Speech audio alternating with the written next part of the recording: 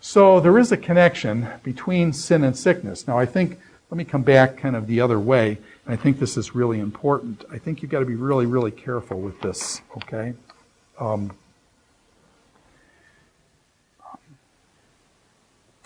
Once upon a time, I had a friend named Randy. Randy was a big guy, so I don't know, 6'4", something like that, 6'4". Thin, but he was probably about 35, 38 at the time. We went to Israel together, and he was a good friend. Really have really fond memories of both he and his wife. As we got to know him well, or better, he indicated that he had basically a terminal disease in his liver.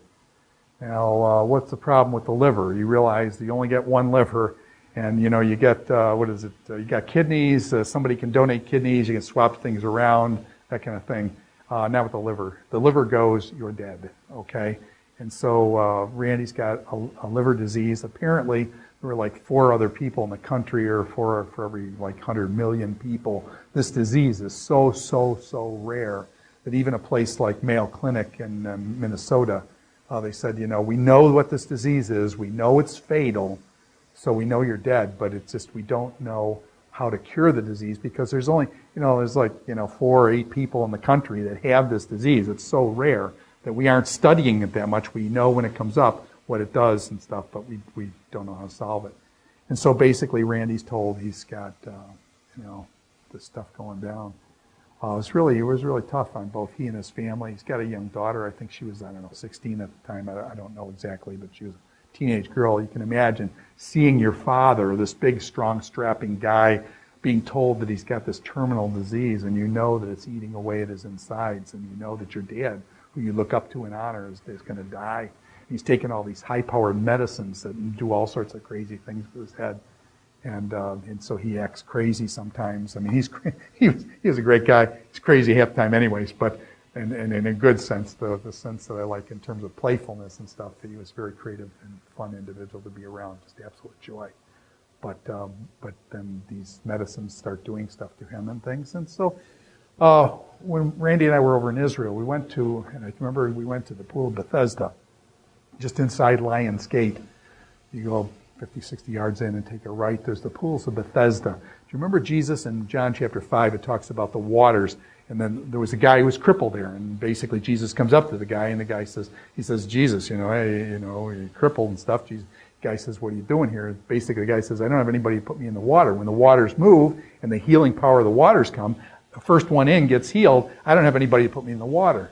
And Jesus said, that's okay, man. Get up. You're good. And Jesus heals this guy in the pools of Bethesda. They've actually found the pools of Bethesda in Jerusalem now. They've actually found it. St. Anne's Church, St. Anne, I think, was the mother of Mary.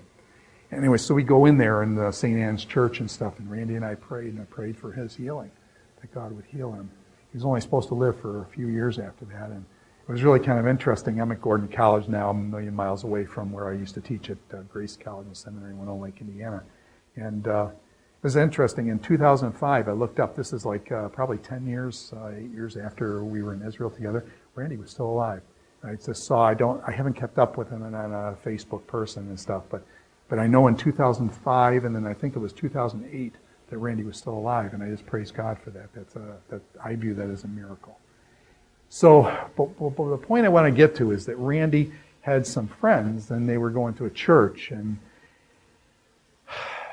somebody came up and knew that Randy has this terminal disease, and somebody came up to Randy and his wife and asked them, do you have any unconfessed sin in your life? In other words, is your sickness a result of sin? Now notice how we've been stressing this several times. Is there sin in your life? Is there unconfessed sin in your life? And so they basically said, Randy, are you a sinner? Is that why God's putting this on you? And all I remember is that I think really hurt him and his wife, that somebody would come up and say, is it unconfessed sin? Is this, that those people are trying to make the connection between sin and sickness, saying the reason why Randy's got this sickness is because he's a sinner. You have no basis to say that. That is really ugly and really, I think, really out of line and things, especially when you don't know these people. And I personally look up to Randy, not just because he's 6'4", but I look up to him in terms of his character and who he was. Great guy. I wish I could, be like him in many ways, many attributes that I wish for myself. So all I'm saying is be careful about making this. Now you say, wait a minute, I thought you just established this connection between sin and sickness. And I think this raises several questions. Now let me just go down to some more things here. So I want to discuss the purposes of sickness. And it seems to me that you've got to be really careful about not being too simplistic about this. Let me just back off and tell another story. This comes again from northern Indiana. Northern Indiana, there was a place called the Glory Barn, and there was a guy named Hobart Freeman who actually I came to Grace I was hoping to study under this fellow. He was an Old Testament scholar. Actually, he's written a book on the prophets published by Moody Press, one of the best books on the prophets to this day. I mean, we're talking 30 years later. This book is excellent by Hobart Freeman. He kind of got off and kind of went off and do his own thing and started this thing, the Glory Barn. And this back when the charismatic movement was going strong and stuff. They believed in healing, kind of these miraculous healings. And, I don't know whether they're doing the slain in the spirit thing or not, but these miraculous healings. And so what happened is they didn't believe in doctors. And when they didn't believe in doctors then, this kind of stuff came up. You didn't believe in doctors, and so they would pray, get the elders together and pray over people, and people would be healed. And so they were really into the healing things and weren't into the doctor thing because they said Jesus heals all, by his stripes we are healed kind of thing. And when I take that literally. And so what happened is then, they actually in the church, this Glory Barn thing, I think there were people who died in the church, babies who died that could have been saved, they'd gone to the hospital but didn't. Hobart Freeman himself, apparently, I'm told this story, I don't know this firsthand, but I was told that he got, he got a scratch on his leg and it got infected. Now what happens when something gets infected today? Well, you get an infection, you go take some antibiotics, no problem. Antibiotics kills the infection, you got 2 or 3 days. You got 14 days or whatever it is, you got to take it and stuff, but after about a couple, 3 days, you pretty much can get rid of the infection. What's the problem if you don't take antibiotics and you say, well, I'm just going to pray to God that he heal my leg, and you don't, it gets infected, then all of a sudden what happens? It ends up getting gangrene. Now when you've got gangrene, question, are we up a couple notches now? You get gangrene, the gangrene starts going up your leg, now all of a sudden now you're going to lose the leg and stuff. You still don't go to a doctor, even with gangrene. Question, will it kill you? And the answer is yes, it did. It did. And so here was this leader of this Glory Barn. He dies himself. He's consistent. He's praying for healing and dies because he won't go to a doctor. Okay? So I have problems with that. That's, I think, a wrong approach. You're trying to say sin and sickness, and therefore it's one-to-one kind of thing. And what I'm wanting to suggest is to take a step back and say, you got to look at theological schools. There are some that argue, basically, God jumps to my tune, and therefore I demand God heal this person, so I'm going to pray for this person, and the person, then God heals them.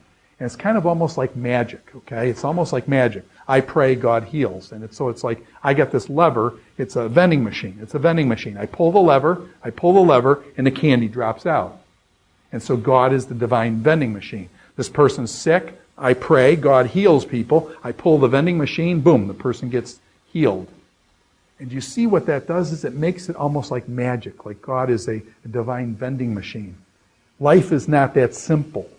It is, sin and sickness are not always connected directly, and to make God into a vending machine, to demand from God, you're testing God. It's like Jesus jumping off the pinnacle of the temple. You got to bear me up, God, because you said in the Psalms that you would bear him up. Well, that was the temptation of Satan. Okay? So I'm saying is you can't do this kind of stuff. You can't do this kind of stuff. And so on the one hand, you've got those people who believe in healing, and they're like, God heals everybody, and no magic.